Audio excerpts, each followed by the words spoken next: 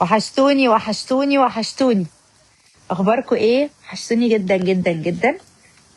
انا عارفه ان انا الفتره اللي فاتت مسجله بتاع 6 ايام غياب، بس اديني رجعت اهو. والنهارده بقى انا عامله فطار مختلف شويه. انا عامله مشويات، عاملين كفته صدق، دبابيس فراخ. هقول لكم بقى التتبيلات بتاعت كل حاجه دلوقتي، فورقه وقلم بقى اكتبوا ورايا. مبدئيا الكفته ما بتتبلش بميه البصل ابدا، تمام؟ الكفته بتتعمل بالبصل بعد ما يتعصر منه ميه البصل. ميه البصل هنستخدمها في تتبيل الستيك،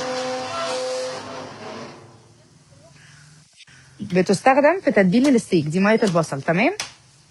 هنشيلها على جنب. فهنفرم كميه كبيره محترمه من البصل، وبعدين هنشيل ميه البصل على جنب، وهناخد بقى البصل نفسه نحطه على الكفته او على اللحمه المفرومه يعني، وهنحط شويه بقسماط، وهنحط ملح وفلفل فقط لا غير. هي دي تتبيله الكفته ولا اي حاجه تانية. وبعدين هنسيبها على جنب تتشرب كلها مع بعضها. البقسماط طبعا بيفيد جدا، ان بيخليها تمسك في بعض ما تفرولش مننا واحنا بنعملها. وانا بعملها كده، بحب اعملها كده قوي، بحطها في الشبكه دي، وما ما بعملش اي حاجه تانية عليها. خلاص يا نورة كفايه. ميه البصل بقى بنعملها للستيك. برضو بنفرم كميه لا باس بيها من البصل، وبناخد الميه بتاعتها بنحطها على الستيك، هوريه لكم دلوقتي. وبعد ما نحطها على الستيك بنحط ملح وفلفل.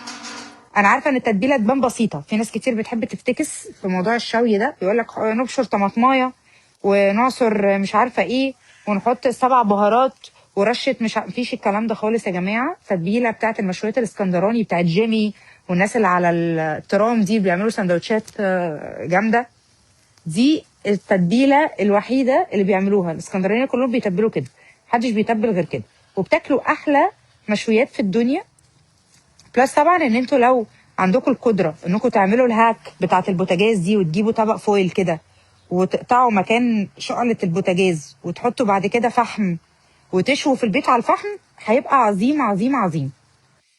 دي تقدروا تعملوها جوه البيت. عندكم بقى مكان تقدروا تشووا فوق فيه شوايه صغيره مثلا، او عندكم جنينه، عندكم شوايه كبيره زي اللي عندي دي، تقدروا تشوا عليها على الفحم دايركت. الموضوع بيبقى حلو قوي قوي قوي بصراحه.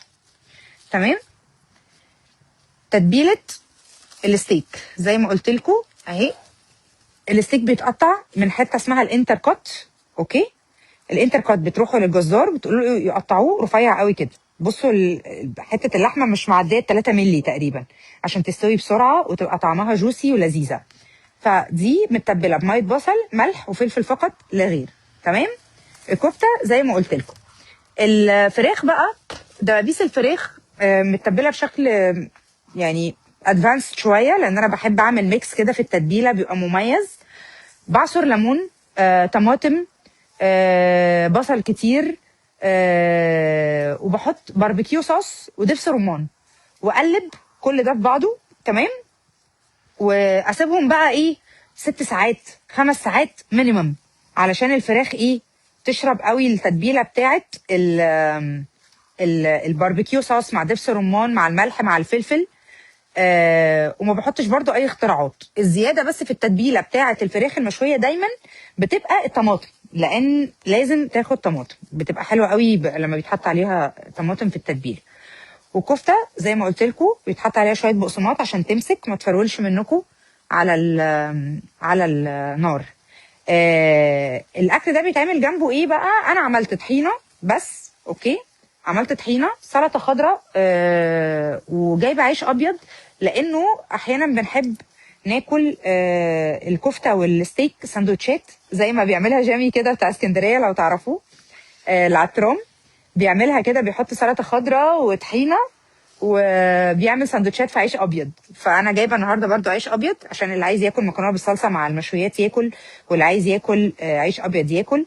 ومعانا السلطه الخضراء والطحينه. وعملت طبعا صينيتين الجلاش الحلو بتوعي اللي انتوا عارفينهم، قلت لكم طريقتهم قبل كده. وعامله طاجن رز معمر سبيشال عشان انا نفسي فيه مش عشان الناس.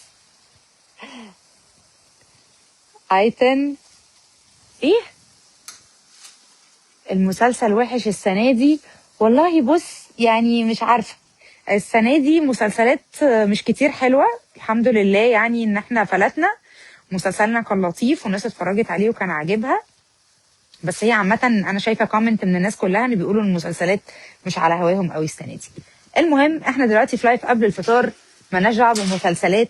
انا كده قلت لكم الطرق بتاعت التتبيلات بتاعتي كلها، وقلت لكم كل الاسرار. لو عندكم اي سؤال اكتبوه لي في الكومنتس وانا هسيب لكم اللايف ده عندي على الصفحه. لو عندكم اي سؤال يبقوا ادخلوا على طول اكتبوه لي. كل سنه وانتم طيبين، رمضان كريم، والسلام عليكم ورحمه الله وبركاته.